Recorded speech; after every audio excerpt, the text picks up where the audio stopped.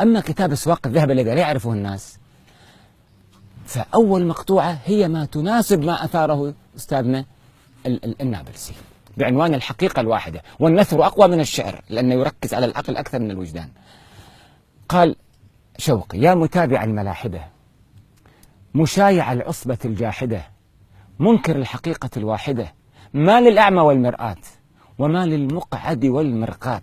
قم إلى السماء تقص النظر وقص الأثر واجمع الخبر والخبر، كيف ترى ائتلاف الفلك واختلاف النور والحك وهذا الهواء المشترك والطير تحسبه قد ترك، استهدف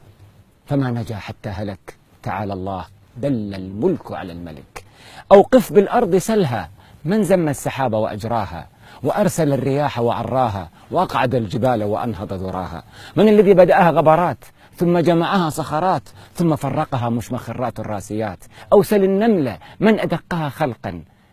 وسلكها طرقا وملأها خلقا تبتغي رزقا، أوسل النحلة من ألبسها الحبر وقلدها الإبر وأطعمها صفو الزهر فتخرج طعاما طاهيا للبشر، تعالى الله دل الملك على الملك. إن قلت الطبيعة فمن طبعها، والنظم المتدافعة من الذي دفعها، يا ملحد ما الفرق بيننا وبينك إلا أنك عجزت فقلت سر من الأسرار وعجزنا نحن فقلنا الله وراء كل ستار. شوقي تحت عنوان الصلاة في أسواق الذهب: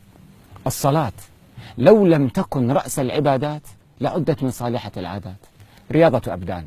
وطهارة أردان وتهذيب وجدان وشتى فضائل يشب عليها الجواري والولدان، أصحابها هم الصابرون والمثابرون وعلى الواجب هم القادرون، عودتهم البكورة وهو مفتاح باب الرزق، وأفضل ما يصبح عليه العبد مناجاة الخالق والتوكل على الرازق. انظر صلاة الجمع وتأمل أثرها في المجتمع، وكيف ساوت العلية بالزمع، مست الأرض الجباه، الناس أكفاء وأشباه، الراعي والرعية سواء في عتبة الله، خر الجميع للمناخر، الصف الأول كالآخر، لم يرفع المتقدم تقدمه ولم يضع المتأخر تأخره، الكل سواء كأسنان المشط أمام الواحد الديان.